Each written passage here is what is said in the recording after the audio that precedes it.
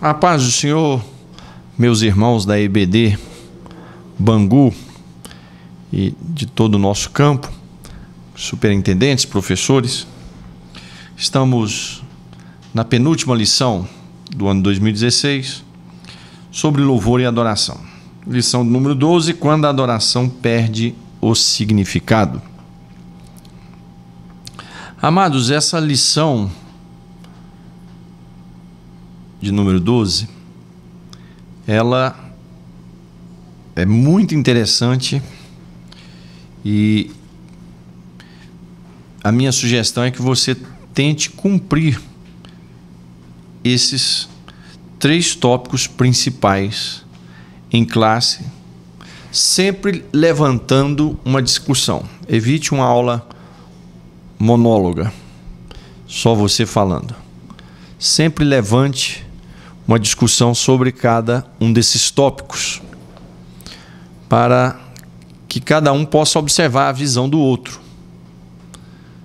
e dali vocês tirarem uma conclusão para a edificação da classe. Então, essa lição é uma lição que deve ser explorada os 3 tópicos. Essa é a minha primeira recomendação. Com isso, eu quero aqui só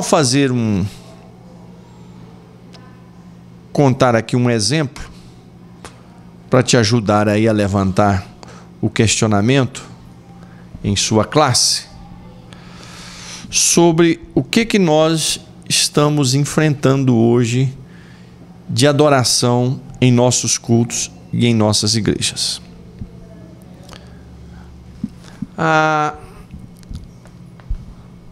Às vezes quer se trocar o simples por algo translocado, tentando provar que no simples é algo superado, que está sem unção, e que no translocado é que realmente Deus está operando. Nós temos que ter muito cuidado com isso, para não cairmos num quietismo por frieza espiritual mesmo, por comodismo do espírito e preguiça de adoração, e o cuidado para não cairmos no excesso daquilo que podemos dizer de uma adoração translocada. Sempre o simples em todas as áreas da vida é o que vai resolver. Sempre é o simples que vai funcionar. Sempre é o simples que permanece. Eu me lembro ainda quando jovem, e aqui entra o exemplo que eu quero colocar aqui para vocês. Quando jovem, ainda fazendo um seminário, eu li um livro no seminário, vou até dizer o nome desse livro, O Discípulo, de Juan Carlos Ortiz. Esse livro, na época, mexeu muito comigo. Esse livro mexeu com as minhas estruturas. Ainda mais que eu era novo, não tinha experiência nenhuma, não tinha maturidade para ouvir, mastigar, refletir e direcionar. Com certeza hoje eu lendo, já de imediatamente eu teria uma outra visão. E esse livro na época,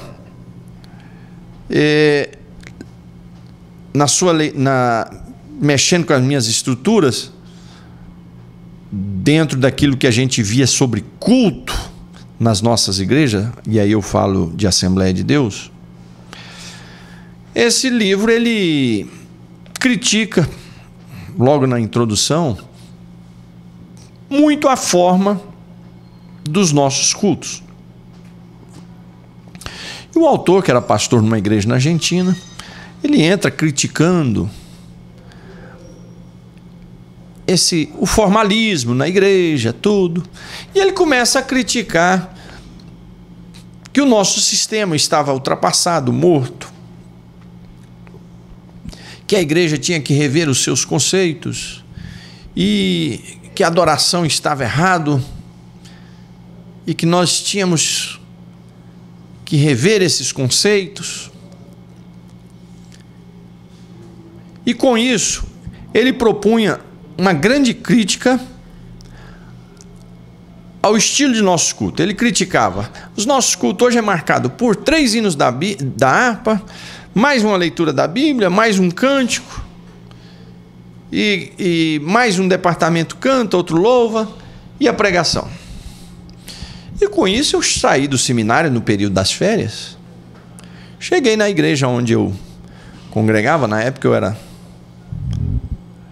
Nessa época eu passei um período morando em Goiânia.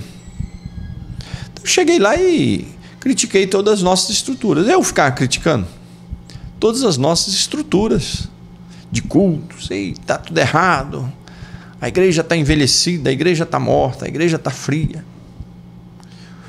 Quando eu fui dirigir a minha primeira igreja, mais ou menos com 20, 21 anos, que aí foi para a vida prática, que a ficha veio cair. E nesse livro ele propunha o seguinte: fecha-se as igrejas no domingo, pega o seu povo e saia visitando todas as igrejas de amigos em volta, tire a igreja das 4 paredes e leve o povo para uma praça, para um bosque, suba nas árvores, contemple a largata e adore a Deus, contemple a borboleta e adore a Deus, contemple os pássaros e adore a Deus. E ele ficava dando exemplo dele subindo na árvore e vendo borboletas. E é uma coisa que naquele primeiro momento que eu li, sem nenhuma experiência, achei interessantíssimo. Quando eu fui para a vida prática, que eu fui dirigir a minha primeira igreja, que por sinal eu não fui bem sucedido, até porque Deus estava me ensinando que as coisas não eram como eu pensava, é que eu fui ver que o que eu tinha lido foi uma perda de tempo, que estava totalmente fora da realidade. Foi aí que eu fui aprender o que faz a diferença. Não é a metodologia, mas o que faz a diferença é a unção de Deus sobre a vida do pastor, sobre a vida dos liderados, sobre o culto. O que faz a diferença, amados, na adoração, no louvor, é a unção de Deus. É a graça de Deus. Hoje, nós estamos, muitas igrejas, muitas pessoas preocupadas com a metodologia da apresentação do louvor. Aí não interessa se é um louvor silencioso ou barulhento. O que faz a diferença é a unção. Você pode ser um louvor que não seja barulhento, mas ser um verdadeiro velório. E pode ser um louvor barulhento infernal. Ponha isso, levanta essa questão na sua classe. O que faz a diferença em um culto e uma adoração? Vamos ver se todos vão chegar a esse tema. Unção é que faz a diferença. Sabe o que eu aprendi? Que os cultos, mesmo sendo na mesma metodologia, de 3 hinos, a equipe de louvor, os departamentos louvam, a pregação e o poder de Deus caindo sempre nos mesmos cultos de domingo, nas mesmas terça-feiras. Sabe o que faz a diferença? Unção de Deus. Se a graça de Deus estiver sobre a igreja, sobre nós, sobre a liderança, é o que faz a diferença. Quando Eu perco a unção de Deus, você perde a unção de Deus. Na sua classe de dominical, o maestro na sua orquestra, no seu coral, o líder do jovem, a líder das irmãs, os departamentos. Quando perde a unção de Deus, amados, tudo fica insuportável. Religiosidade sem unção de Deus, sem a graça de Deus, não tem nada pior. Nada pior. Quando você pega o que é divino e não tem a unção de Deus para trabalhar aquilo. Então o que eu quero que você levante, por isso que eu só estou dando um exemplo aqui, porque a revista está muito bem colocada com seus temas, e eu queria só acrescentar esse detalhe. Hoje nós estamos, é o que o autor aqui vai falar, estamos preocupados com metodologias de louvores, muita falação, muita invenção e pouca unção de Deus. Então, o que eu quero que você levanta na sua sala, o que é que faz a diferença? São as metodologias que nós usamos para os nossos louvores, ou a unção de Deus? Não adianta nós ficarmos com corais, orquestras e os outros departamentos cantando músicas só do passado, sem unção. Pode ser os hinos mais lindos do mundo, com as melhores letras, mas se não tiver unção, sai tudo morto. Não adianta nós entrarmos no novo louvor, porque esses louvores atuais que muitos hoje acham que é muito moderno, daqui a 20 anos eles serão arcaicos. Essa geração daqui 20 anos terá 40, 50 anos, vão dizer assim, vamos cantar aquele antigo hino, aquele antigo hino que era gostoso. Então, aí não pode entrar por esse caminho, porque aí é o choque de gerações. A minha geração tem um estilo de louvor, a geração dos meus filhos tem um outro estilo de louvor. Essa não é a discussão.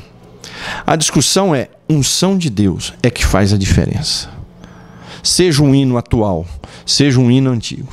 Se a graça de Deus não estiver sobre nós, a unção não estiver sobre o pastor, não estiver sobre a igreja, tudo será enfadonho.